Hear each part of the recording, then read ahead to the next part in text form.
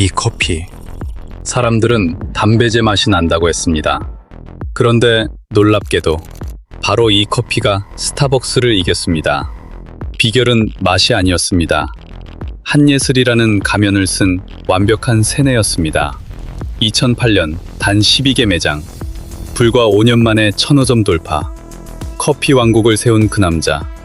대체 왜 스스로 자신의 제국을 불태웠을까요? 2000년대 후반, 대한민국은 스타벅스 공화국이었습니다. 그들에게 커피는 음료가 아니었습니다. 세련된 문화 그 자체였죠. 그런데 이 거대한 골리앗에게 도전장을 던진 남자가 나타났습니다. 바리스타였을까요? 아닙니다. 감자탕을 팔던 남자, 김성권. 훗날 대한민국은 그를 커피왕이라고 부르게 됩니다. 가난. 그는 그게 지긋지긋했습니다. 비 새는 집, 홀로 계신 어머니. 그는 입버릇처럼 말했습니다. 결핍이 나를 미치게 만들었다고. PC방부터 삼겹살집까지 바닥에서부터 기어올라온 그의 눈에 드디어 커피가 들어왔습니다. 하지만 후발주자가 1등을 이기는 건 불가능한 일. 그래서 그는 결심합니다. 전공법은 버린다. 아무도 상상 못한 방식으로 판을 흔들겠다. 그가 꺼내든 첫 번째 칼, 바로 방송이었습니다. 당시 최고 시트콤 지붕 뚫고 하이킥, 기억하시나요? 주인공들은 밤맞듯이 카페베네에 갔습니다. 그리고 전설의 마지막 회, 주인공들이 교통사고로 죽음을 맞이하는 그 비극적인 순간, 화면이 흑백으로 멈추고 뜬금없이 그 로고가 튀어나옵니다. 카페, 베네. 분위기를 다 망친 이 장면은 전설의 밈이 되었습니다. 사람들은 욕을 했지만 아이러니하게도 이 카페벤의 엔딩 덕분에 브랜드 인지도는 폭발해버립니다. 두 번째 무기, 바로 스타였습니다. 그는 당대 최고의 기획사 사이더스 HQ와 손을 잡습니다. 그리고 그 중심엔 시대의 아이콘 한예슬이 있었습니다. 가게 입구마다 그녀의 얼굴이 걸렸고 사람들은 카페베네를 아예 한예슬 커피라고 불렀습니다. 손님들은 커피를 마시러 간 게 아닙니다. 한예슬을 느끼러 간 겁니다. 화려한 유럽풍 인테리어, 달콤한 와플과 젤라또. 그것들은 그저 나쁜 커피 맛을 숨기기 위한 화장발일 뿐이었습니다. 전략은 완벽히 먹혔습니다. 2008년 4월 천호동 1호점. 거기서 시작된 불꽃은 미친 속도로 번져나갔습니다. 2011년 500호점 돌파. 그리고 기어이 1000호점까지. 골목마다 코너마다 없는 곳이 없었습니다. 사람들은 그 무서운 번식력을 보며 바퀴벌레 같다고 해서 바퀴베네라고 불렀습니다. 욕처럼 들리시나요? 아닙니다. 그건 그가 마침내 대한민국 1등 왕자에 올랐다는 증거였습니다. 하지만 진짜 문제는 다른 데 있었습니다. 화려한 마케팅 뒤에서 치명적인 약점이 고개를 들고 있었죠. 바로 맛이었습니다. 사람들은 한예슬을 보러 한 번은 갔지만 두 번은 가지 않았습니다. 이유는 단 하나, 끔찍한 커피 맛 때문이었습니다. 인터넷에는 혹평이 쏟아졌습니다. 그중 가장 유명한 한마디, 이 커피에선 담배제 맛이 난다. 이 조롱은 전염병처럼 퍼져나갔습니다. 도대체 어떻게 커피에서 이런 맛이 날 수 있었을까요? 원인은 단순했습니다. 저품질 원두, 그리고 잘못된 로스팅이었습니다. 원가를 아끼려 싸구려 생두를 썼고 그 특유의 잡내를 감추기 위해 원두를 사실상 태워버렸습니다. 이른바 강강배전. 그 과정에서 커피의 향은 죽어버렸고 남은 건 쟤처럼 쓰고 텁텁한 맛뿐이었습니다. 엎친 데 덮친 격으로 관리는 엉망진창이었습니다. 숫자 늘리기에만 미쳐서 점주 교육은 버려졌죠. 결과는 처참했습니다. 같은 간판을 달고 있는데 가게마다 맛이 천차만별이었습니다.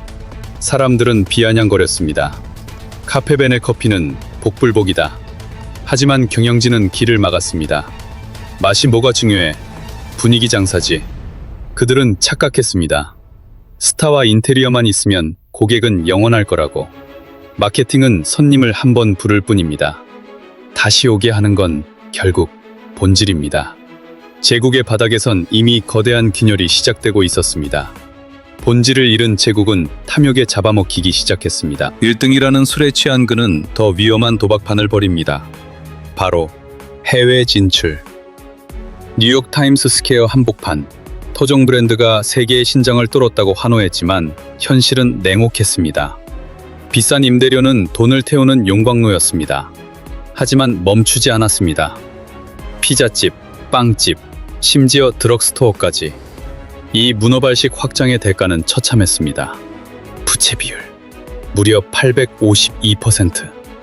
그 빚은 고스란히 가맹점주들의 목을 졸랐습니다. 인테리어 강매, 바로 옆에 또 가게를 대주는 제살 깎아먹기. 화려한 제국의 벽 안쪽에서 가장 먼저 바닥이 무너지고 있었습니다. 결국 터질 것이 터졌습니다.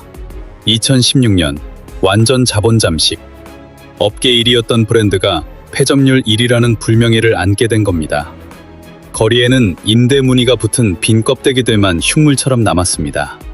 바로 그 위기의 순간, 우리의 커피왕은 무엇을 했을까요?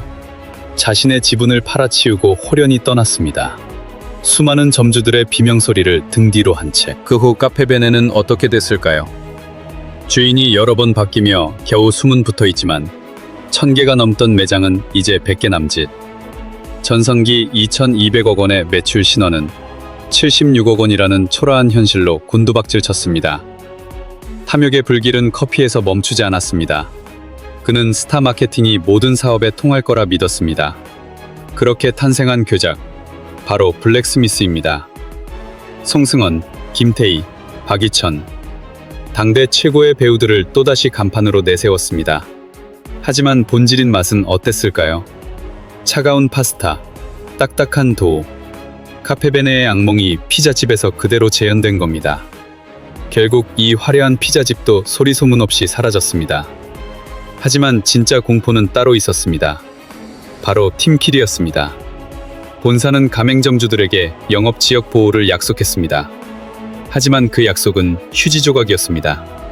장사가 좀 잘 된다 싶으면 본사는 바로 길 건너편에 직영점을 꽂아 넣었습니다. 점주들이 항의하면 그들은 이렇게 말했습니다. 이디야가 낼 거다.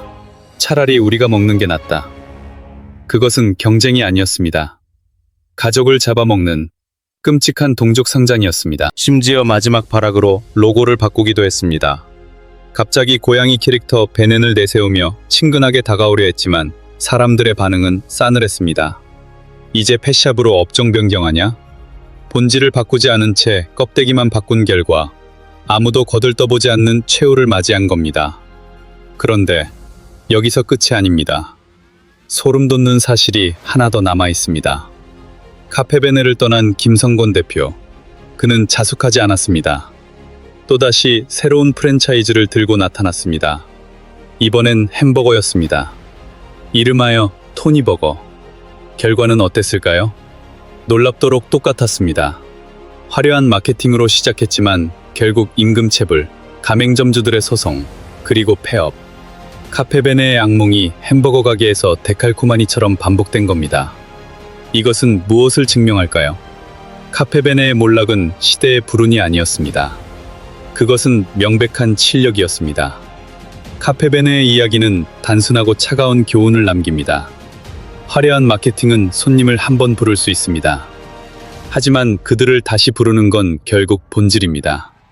본질 없는 성공은 신기루입니다. 화려해 보이지만 손에 잡히는 순간 사라집니다.